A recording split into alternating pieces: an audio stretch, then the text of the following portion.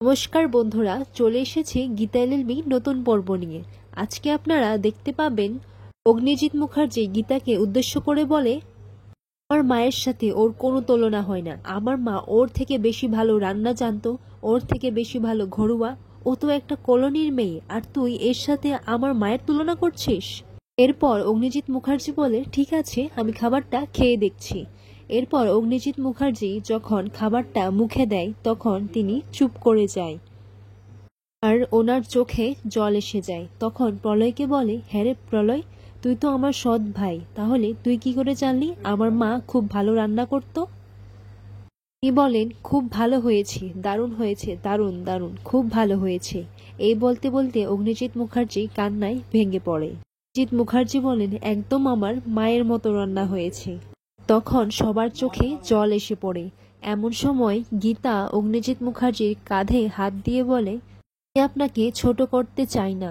একটা অসহায় মেয়ের পাশানো দাঁড়ানো যদি আপনার অপরাধ মনে হয় তাহলে আই এম সরি। তখনই পদ্ম এসে বলে, খেয়ে নিন না বড়বাবু। তখন অগ্নিজিৎ মুখার্জি খাবারের টেবিল থেকে উঠে যেতে চাইলে ব্রজবালা দেবী বলে, তুই চুপ করে বস এখানে। তুই কি ভাবিস যে তোকে শাসন করার এখন কেউ নেই? সারাক্ষণ চিৎকার চেঁচামেচি করে বাড়িটা একদম মাথায় করে রাখিস। এরপর ঠাম্মি গীতাকে বলে, নাথ বৌমা, থালাটা নিয়ে আসো। এরপর গীতা থালাটা নিয়ে যায়। আমি বলে, নে, খেয়ে নে না বাবা। আমি জানি তোর মা তোকে এভাবেই খাইয়ে দিত। আমি তো তোর মায়ের জায়গাটা নিতে পারিনি, কিন্তু তুই ঠিক আমার ছেলের জায়গাটা নিয়ে নিয়েছিস। আমি বলে, খেয়ে নে না বাবা, তোর মাও তো এখনো যে খায়নি। তখন প্রলয় বলে, তুমি না খেলে যে মা কত রাত এভাবে অভুক্ত থেকেছে।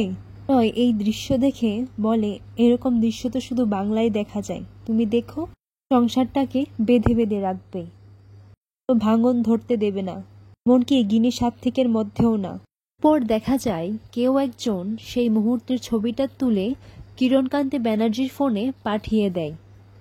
আর সে ছবি দেখে কিরণকান্তি ব্যানার্জি একদম তেলে বিগড়ে হয়ে যায়। তখন ওনার বিয়েতে যেরকম অপমান হয়েছিল সেই অপমানের কথা উনি মনে করেন।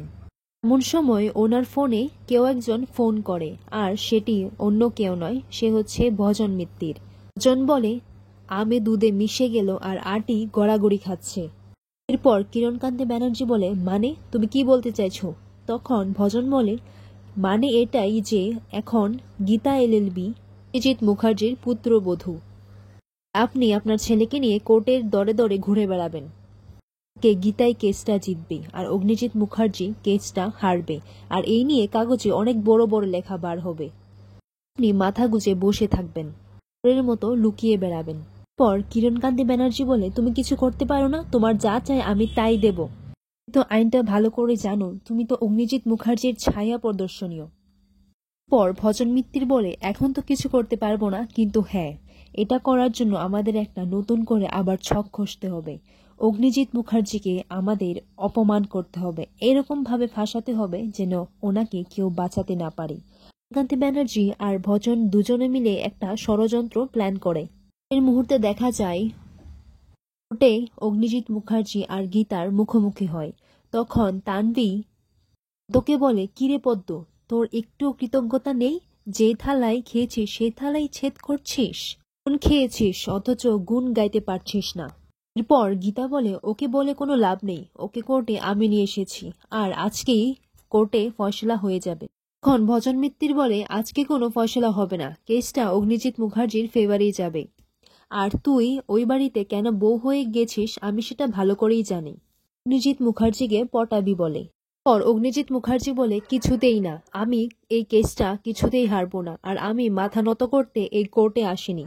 আমি কোর্টের দরজা দিয়ে মাথা উঁচু করে বের হব, আর এই কেসটা আমিই জিতব।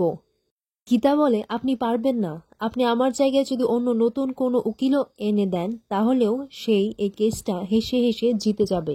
তখনই এন্ট্রি হয় কিরণকান্তি ব্যানার্জির। উনি বলেন, এই কেসটা যদি আজকে উনি হেরে যান তাহলে এর ফল কিন্তু ভালো হবে না।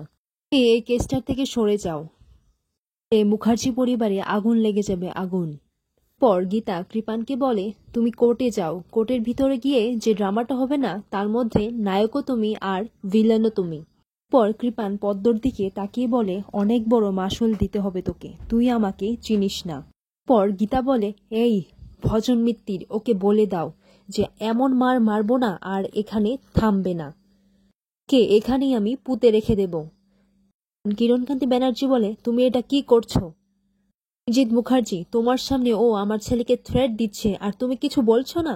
পরে দেখা যায় গীতা অগ্নিজিৎ মুখার্জিকে বলে, দাঁড়ান, আপনি ওষুধটা খেতে ভুলে গেছেন।